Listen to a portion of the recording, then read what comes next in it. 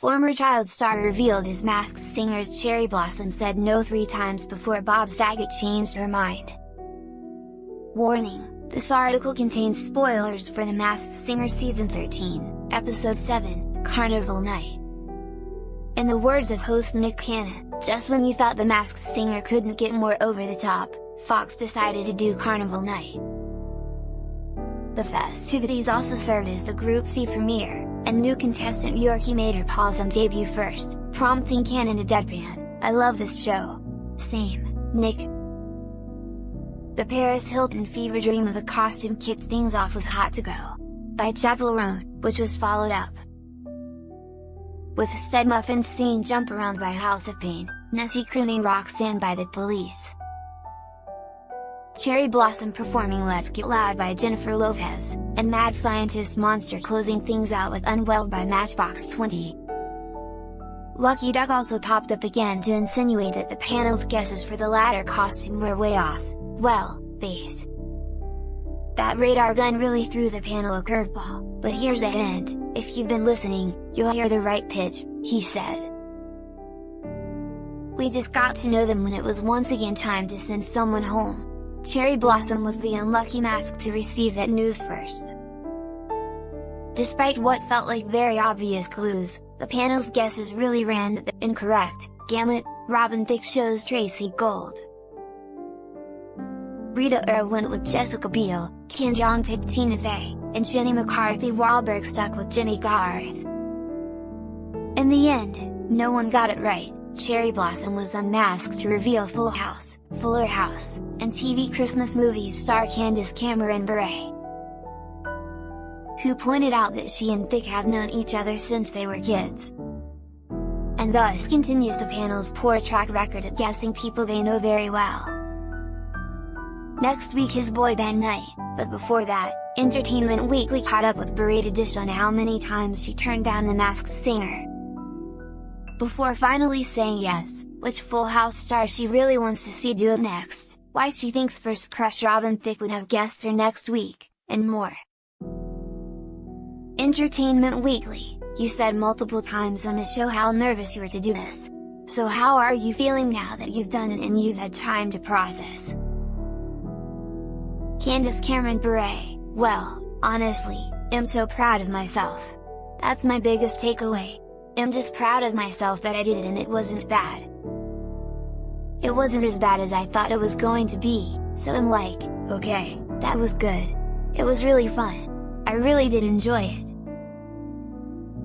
Even though I was a ball of nerves on the day, but looking back, had I stayed on the show another week, I was disappointed that I was the first one off in my group, but I feel like I would have enjoyed the second one even more.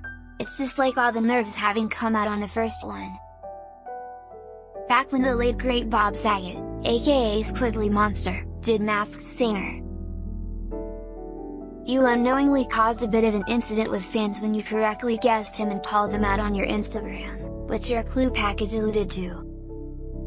I had been asked to do the show 4 times before finally saying yes on this 4th time. I was so scared to do it. Every time they asked, I'm just like, nope, nope, no thanks. And yet, after seeing Bob do it, they asked me after that. But it really was so much fun to watch him. And I thought, if I don't say yes, they might keep asking. And so either I'm going to just do this and make a fool of myself, or I'll do it, get it over with, and they won't ask me again. So it was fun. But that was one of the first things that we talked about with the producers, because they were like, why do you even want to do this show? And I'm like, I don't know that I want to. I'm really scared. But Bob made the show so special to me. That was the first time I ever watched The Masked Singer, and I had no idea he was on it. And I just saw this first performer come out, this Squiggly Monster, and I heard one note and I was like, that's Bob. It's Bob. Oh my gosh. So yeah, it just connected me and endeared me to the show right away. I just remember him telling me that he really enjoyed it and that he wished he had stayed on longer. He was just like, I should have stayed on until the end, because the competitiveness kicks in once a year on the show. And then I was trying to get info out of him. I'm like, who else is on this show? Tell me who. And he was like, no, literally, you don't see anybody else on this show. And I was like, that's so weird. And then once I did the show, I understood it. I still to this day don't know who else is on the show. Honestly, I am shocked that no one guessed you, especially Robin, who I guess you've known literally forever. Have you, or will you, give him some flack for that later? I feel like had I made it one more week, because the second week was boy band week, and I had a great song. I was looking forward to singing an NSYNC song, but that whole Clue package was geared towards Robin. Because Robin really was my first crush as a 12-year-old. And he said it on the show, I think we were boyfriend-girlfriend for a week when we were kids. And it's true. And so I feel like he probably would have guessed at that point. If he didn't, it'd have been a little like, come on, Robin. But yeah, I just can't imagine being on the panel because of the amount of celebrities and athletes and singers. I mean, all the talent that comes through. It's got to be so hard to think of so many different people, aside from all the people that have already been on the show. Oh goodness! Oh my gosh! I don't know. Well, from Full House, I feel like John Stamos should be the next one. Has been on Broadway. I mean, come on, to me he should just go out and do it. The other person I really want to be on the show just because of her voice.